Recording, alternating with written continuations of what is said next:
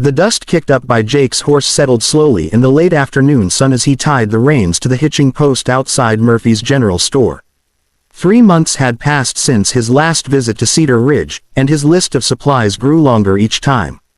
Living alone on a cattle ranch 20 miles out meant careful planning for these trips to town. Jake pushed through the store's creaking door, the familiar smell of leather and tobacco greeting him. Old Murphy looked up from behind the counter, his weathered face breaking into a grin. "Well, if it isn't Jake Morrison. Thought maybe the coyotes got you." "Not yet, Murphy, though they keep trying." Jake pulled a crumpled piece of paper from his vest pocket. "Got quite a list today. Winter's coming early by the look of those clouds." As Murphy gathered flour, coffee, and ammunition, Jake noticed a commotion outside. A small crowd had formed near the church, voices raised in what sounded like an argument. Through the dusty window, he could see Reverend Collins gesturing wildly at a young woman in a blue dress. "What's all that about?" Jake asked, nodding toward the window. Murphy glanced up, then shook his head disapprovingly. "That'd be Sarah Mitchell. Come in on yesterday's stage with nothing but the clothes on her back and some story about answering an advertisement for a mail-order bride. Problem is, the man who placed that advertisement died last week." Hart gave out. Jake watched as the woman stood straight-backed against the growing crowd, her chin raised defiantly despite what appeared to be tears on her cheeks. Something about her bearing reminded him of a cornered Mustang, scared but not broken. "Where's she supposed to go?" Jake found himself asking. "That's what they're arguing about. Reverend wants to put her on the next stage back east, but she claims she's got no money for fare and nowhere to go anyway. Says she sold everything she had to get here." The crowd outside was growing larger and more agitated. Jake could hear fragments of conversation drifting through the window, words like, improper, and, scandal, and, what will people think? The woman in blue seemed to shrink smaller with each passing moment, though she never lowered her head. Something stirred in Jake's chest, an unfamiliar ache he couldn't quite name. Maybe it was the way she held herself with dignity despite her circumstances, or maybe it was just that he recognized another soul who knew what it meant to be truly alone in the world.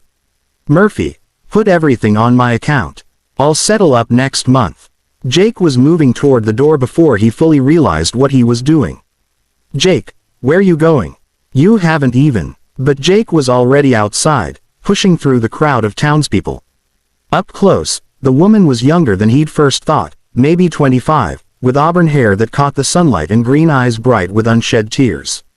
Her dress was well made but travel-worn, and she clutched a small carpetbag like it contained everything precious in the world. "Excuse me, miss," Jake said, removing his hat.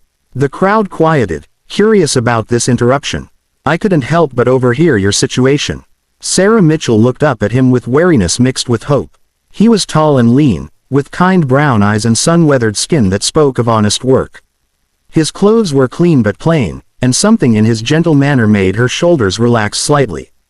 "I'm Jake Morrison. I run a cattle ranch about 20 miles north of here." He paused, suddenly aware that every person in Cedar Ridge was listening to his next words. "I could use some help around the place. Cooking, mending, general housekeeping. It's honest work with honest pay, and there's a spare room in the house." The crowd erupted in whispers. Reverend Collins stepped forward, his face red with indignation. "Mr. Morrison, surely you can't be suggesting that this young lady live unchaperoned on your ranch. It's simply not proper. With respect, Reverend, seems to me the young lady's options are pretty limited right now. I'm offering her a job and a safe place to stay. Nothing more, nothing less." Sarah looked between Jake and the hostile faces surrounding her. This stranger was offering her exactly what she needed, a chance to start over with dignity and tact. She'd left Philadelphia with such hopes, believing she'd found a man who wanted a partner in building a life on the frontier. Now that dream lay in ashes, but perhaps this was something else entirely. Perhaps this was better. "I accept," she said simply, her voice steady despite the circumstances. The next hour passed in a blur of gathering her few possessions and enduring the disapproving stares of the townspeople. Jake loaded his supplies into the wagon with unusual efficiency, clearly eager to be away from the gossip and judgment. When they finally rode out of Cedar Ridge with Sarah beside him on the wagon seat, they both released breaths they hadn't realized they'd been holding. The ride to the ranch passed mostly in comfortable silence, broken only by Jake pointing out landmarks or explaining the lay of the land. Sarah found herself studying his profile, noting the laugh lines around his eyes and the gentle way he handled the horses. When he did speak, his voice was warm and unhurried, so different from the sharp, clipped tones of the Eastern men she'd known. "Tell me about the man you were supposed to marry," Jake said eventually. "If you don't mind speaking of it."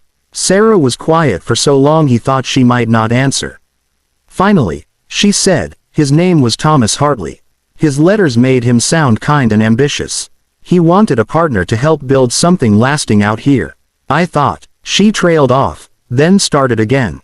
"I thought I was choosing my own path for once. Making a decision based on what I wanted rather than what was expected of me." "What was expected of you back east?" "Marriage to my father's business associate. A man 3 times my age who saw me as a decorative addition to his already full life." Sarah's hands tightened on her carpetbag. "When I saw Mr. Hartley's advertisement in the newspaper, it felt like providence. A chance to be useful, to build something meaningful." Jake nodded thoughtfully. "Seems like you still have that chance, just in a different way." The ranch house came into view as the sun began to set, a modest but well-built structure with a wide front porch and smoke curling from the chimney. Outbuildings dotted the landscape: barn, chicken coop, smokehouse, all in good repair. It wasn't grand, but it spoke of a man who took pride in his work and cared for what was his. That first evening, Sarah prepared supper from Jake's supplies while he tended to the horses. She'd been raised to manage a household, and her hands moved with practiced efficiency as she fried salt pork and boiled potatoes. When Jake came in from his chores, the simple meal was waiting on a table set with unmatched but clean dishes. "Haven't had a home-cooked meal in longer than I care to remember," Jake said, taking his first bite. "This is mighty fine, Miss Mitchell." "Sarah," she corrected. "And thank you for giving me a chance, Mr. Morrison. I won't disappoint you, Jake," he replied with a small smile. "And I don't think you could if you tried." The weeks that followed fell into a natural rhythm. Sarah rose before dawn to prepare breakfast and pack Jake's lunch for the range. She tended the kitchen garden, mended clothes, and managed the household with quiet efficiency. Jake worked the cattle, repaired fences, and gradually found himself looking forward to coming home each evening to the warm light in the kitchen windows and the smell of Sarah's cooking. They discovered they were both readers, and evenings often found them on opposite ends of the worn sofa, sharing books and discussing everything from poetry to politics. Sarah had brought several volumes in her carpetbag, and Jake's small collection included works by Mark Twain and Charles Dickens alongside practical manuals on cattle ranching. "Why did you choose this life?" Sarah asked one evening as they sat on the front porch watching the sunset paint the sky in shades of orange and pink. Jake was quiet for a long moment, whittling a piece of wood into the shape of a horse. "My father had a small farm back in Missouri. When he died, I sold it and headed west. Figured I could make something of myself out here, build something that would last." He paused in his carving. "Gets lonely sometimes, but it's honest work. And the land, there's something about this country that gets into your blood." Sarah nodded, understanding more than he realized. "In Philadelphia, I felt like I was suffocating. Every day the same, every choice made for me. Out here, even the air feels different. Freer." As autumn deepened into winter, their easy companionship grew into something neither had expected. Jake found himself lingering over breakfast just to hear Sarah's thoughts on the book she was reading.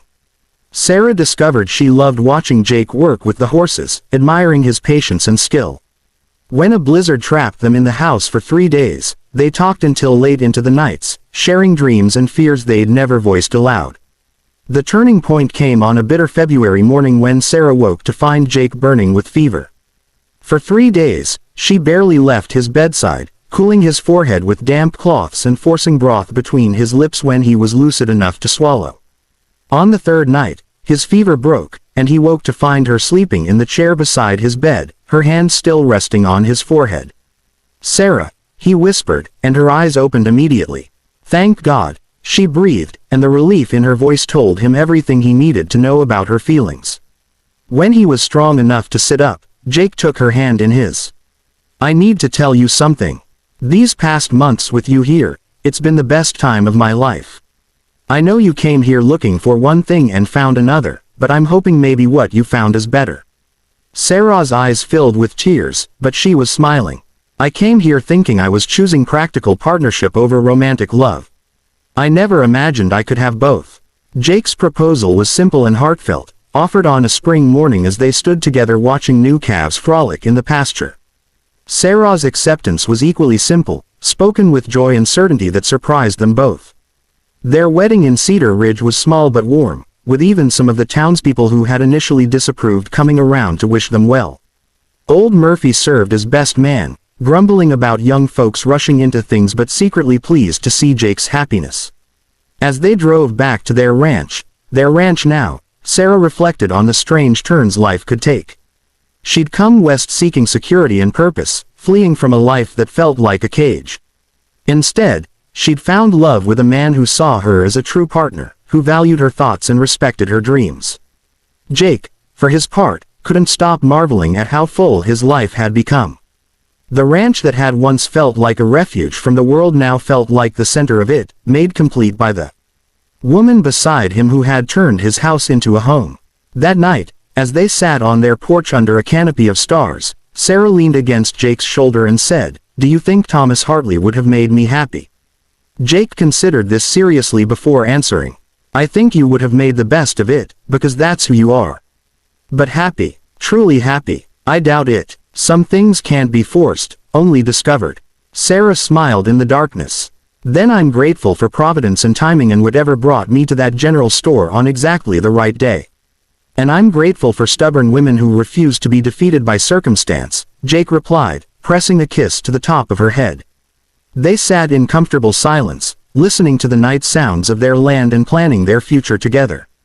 Tomorrow would bring new challenges and joys, but tonight they were simply two souls who had found their home in each other, proof that sometimes the best destinations are the ones you never planned to reach.